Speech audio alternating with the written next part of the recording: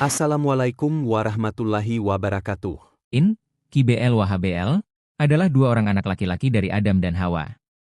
Kedudukan sebagai kakak dimiliki oleh Qabil dengan Habil sebagai adik dalam persaudaraan keduanya. Ada pendapat yang menyatakan bahwa Qabil dilahirkan di surga sedangkan Habil dilahirkan di bumi.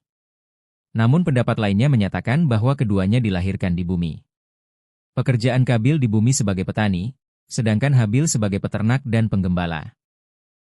Qabil dan Habil dikisahkan di dalam Al-Quran mulai terlibat perseteruan akibat ketetapan Allah kepada Adam sebagai nabi untuk melaksanakan perkawinan silang di antara anak-anak kembar yang dimilikinya. Perseteruan awalnya berakhir dengan penerimaan kurban oleh Habil kepada Allah dan penolakan Allah atas kurban yang dipersembahkan oleh Qabil. Namun perseteruan kembali dilanjutkan oleh Qabil yang berakibat kepada terbunuhnya Habil. Kisah Qabil dan Habil merupakan konflik pertama di dunia menurut ajaran Islam. Pengisahannya mengajarkan tentang tabiat manusia terutama kedengkian yang menghasilkan kezaliman terbesar atas kemanusiaan yakni pembunuhan. Selain itu, terdapat pengajaran berupa perintah berkurban dan belajar dengan meniru. Hubungan keluarga. Sunting. Kedudukan sebagai saudara. Sunting. Qabil dan Habil adalah dua putra dari Adam. 1. Hawa sebagai istri dari Adam selalu melahirkan sepasang anak kembar dengan satu anak laki-laki dan satu anak perempuan. Kelahiran Qabil dan Habil tidak bersamaan. 2. Usia Qabil lebih tua dibandingkan dengan Habil. Qabil memiliki seorang saudari yang lahir bersamaan dengannya, dan Habil juga memiliki seorang saudari yang lahir bersamaan dengannya. 3. Qabil dan saudarinya yang bernama Iklimah merupakan anak kembar pertama yang dilahirkan oleh Hawa. Sedangkan Habil dan saudarinya yang bernama Labuda merupakan anak kembar kedua yang dilahirkan oleh Hawa. 4. Sehingga Qabil merupakan anak tertua dari Adam sekaligus kakak dari Habil. Allah menghendaki agar manusia berkembang biak melalui perkawinan. Namun pada masa hidup Adam dan Hawa, jumlah manusia masih sangat terbatas. Karena itu, Allah memerintahkan Adam untuk menikahkan anak-anak kembarnya secara silang. 5. Sebuah hadis yang diriwayatkan dari Sa'id bin Al-Musayyib menyebutkan bahwa perkawinan silang dilakukan dengan menikahkan anak laki-laki dari kehamilan yang lebih awal dengan anak perempuan pada kehamilan berikutnya. Kondisi ini juga berlaku sebaliknya. 10. Anak kembar pertama dinikahkan dengan anak kembar kedua. Berikutnya, anak kembar ketiga dikawinkan dengan anak kembar keempat. Ketetapan ini berlaku seterusnya untuk anak kembar berikutnya. 5. Perkawinan silang menjadi syariat yang ditetapkan oleh Allah pada masa kenabian Adam. Karena itu, Adam menyampaikan hukum ini kepada kedua putranya yakni Qabil dan Habil. 16. Qabil diperintahkan untuk menikahi saudara perempuan Habil yaitu Labuda. Sedangkan Habil diperintahkan menikahi saudara perempuan Qabil yaitu Iklimah. Qabil tidak terima dengan ketentuan Allah dengan alasan bahwa Labuda kurang cantik. 17.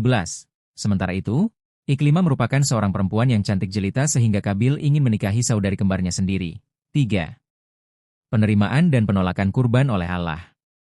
Sunting. Adam menerima petunjuk Allah dan segera memerintahkan kepada Qabil dan Habil untuk masing-masing mempersembahkan kurban kepada Allah. 18.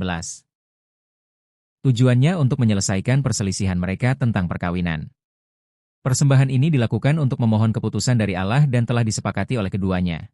15. Siapapun yang kurbannya diterima oleh Allah, maka hak untuk menikahi Iklimah akan diberikan kepadanya. 19.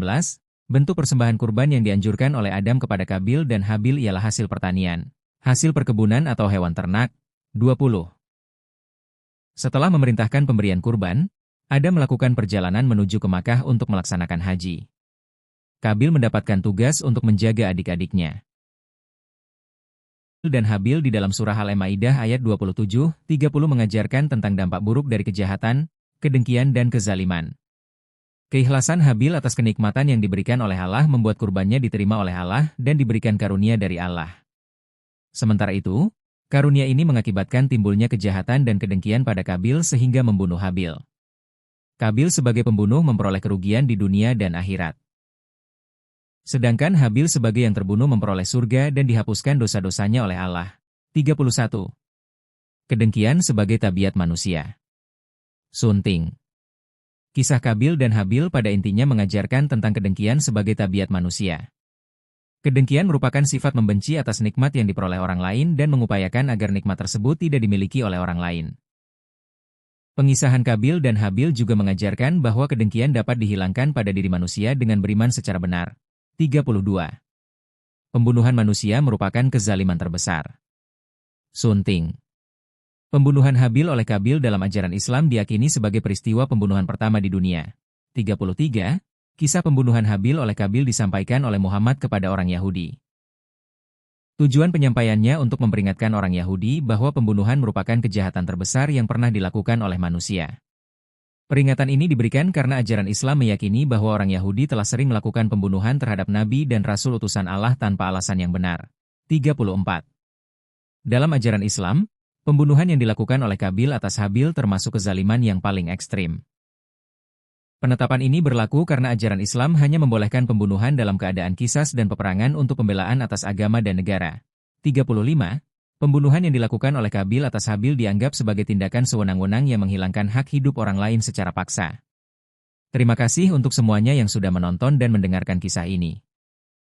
Wassalamualaikum warahmatullahi wabarakatuh.